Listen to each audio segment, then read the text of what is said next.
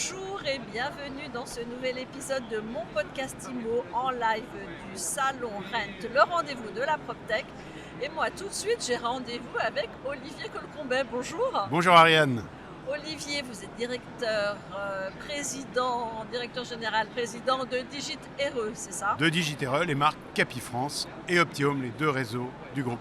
Deux réseaux de mandataires. De mandataires, d'agents immobiliers indépendants, effectivement.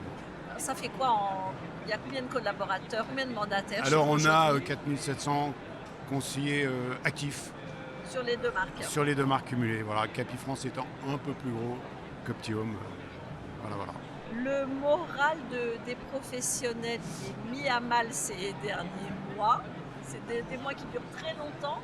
On en est où selon vous? Alors c'est intéressant, nous le groupe est assez ancien, donc on a un socle de conseillers fidèles et très bons producteurs qui traversent plutôt bien la crise, en travaillant beaucoup plus qu'avant, mais traversent plutôt bien la crise.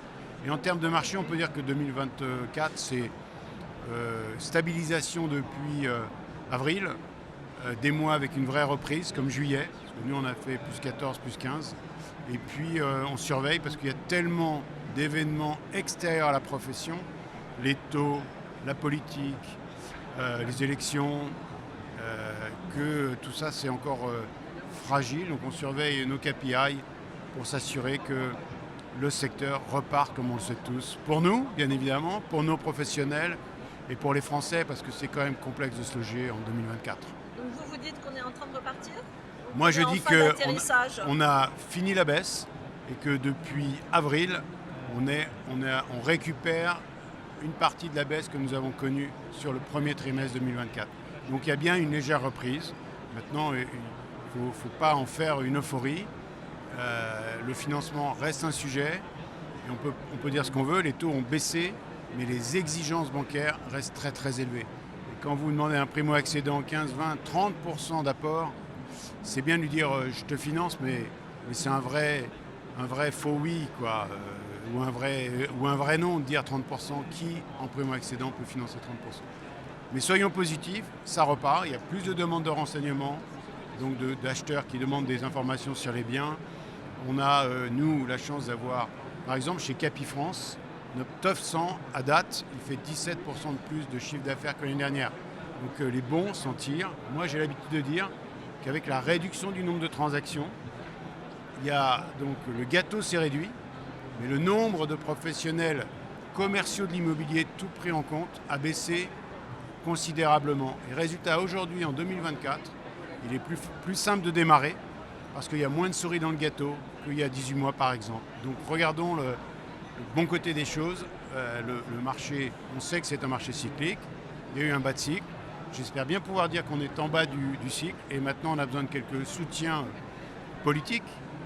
Notre ministre vient demain matin. Voyons quel engagement elle pourra prendre puisqu'on a une séance de travail avec elle. Alors moi j'aimerais vous poser une question sur la rémunération de vos commerciaux de l'immobilier. Ça gagne combien en moyenne aujourd'hui un agent mandataire? Alors déjà c'est très hétéroclite puisqu'on a des conseillers dans leur première année qui font 150 000 et puis il y en a qui font pas grand chose, qui ont de la peine à décoller. La meilleure du réseau, elle fait presque 700 000 euros, même en pleine crise, ce qui est magnifique. Elle travaille beaucoup, elle est très sérieuse. Et notre moyenne, on considère qu'après 36 mois, ils sont à 86 000 euros de moyenne après 36 mois dans le réseau. Sur les 2 premières années, c'est plus compliqué de sortir une moyenne, bien évidemment, parce qu'on a des démarrants qui sont en plein succès, puis il y en a d'autres qui sont plus fragiles. Et donc toute notre énergie est vraiment passée à les accompagner, à les appeler, à les suivre. Et pour ça, on a des coachs ou des responsables régionaux sur le terrain, bien évidemment des parrains, tout un système d'accompagnement local, parce que la dimension académique, c'est notre école, la Digit RE Academy qui l'enseigne, mais la dimension terrain, là, il faut des pros du commercial qui sont sur le terrain et qui accompagnent les nouveaux. Le timing, il est bon pour se lancer dans l'immobilier aujourd'hui? Moi, je trouve qu'aujourd'hui, il est bon, parce qu'il y a une telle réduction du nombre. On va dire que cette crise, quelque part, elle a réduit le nombre d'opportunistes et elle a donc privilégié les vrais pros, les solides et ceux qui s'y consacrent sérieusement, qui suivent les méthodes, qui respectent le client. Donc, je pense vraiment, Ariane, qu'il est plus simple de démarrer en septembre 2024 ou en octobre 2024 qu'il ne l'était l'année dernière à la même période. Alors aujourd'hui, on était là pour parler du stress, des TPE. Ah oui. Et on a parlé de choses très intéressantes. Toute cette problématique de rénovation énergétique, de passoire thermique, d'autorisation de date ou pas de mise en location, c'est beaucoup de stress et chez les particuliers et chez les professionnels. Oui, alors en fait, comme on essaye d'accompagner le mieux qu'on peut nos Français propriétaires, acquéreurs ou vendeurs, c'est un fait que le stress, il se déplace sur nos conseillers qui sont là pour, en tant que tiers de confiance, comme j'aime le dire, pour aider les Français à trouver des solutions. Quand je suis propriétaire, que j'ai une lettre G qui arrive et qui me fait peur pour le 1er janvier 2025, eh bien, je n'ai pas 35 solutions.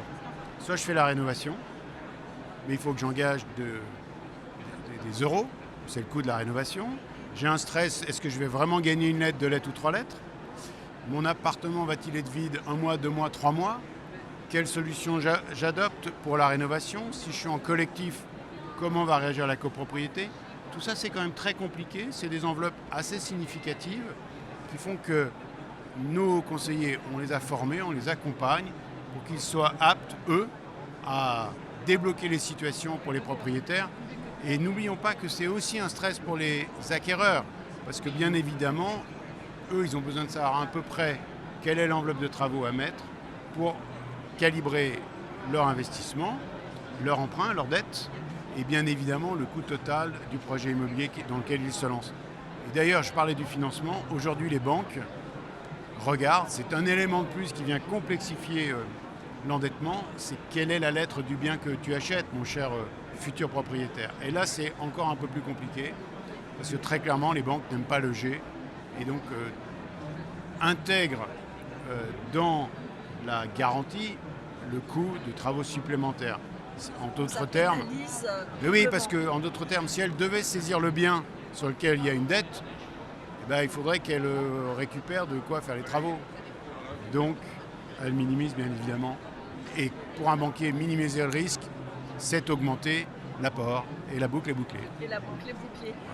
Merci en tout cas Olivier Colcombet pour ce tour d'horizon complet. Je rappelle que vous êtes président directeur général. Le titre n'a pas beaucoup d'importance, mais, des GTRE, voilà, mais très France, engagé à Optimum. côté, exactement, très engagé à côté de Capifrance et Optimum dans ce marché compliqué, mais dans lequel on sortira vainqueur parce que nos conseillers sont excessivement professionnels. Merci Ariane.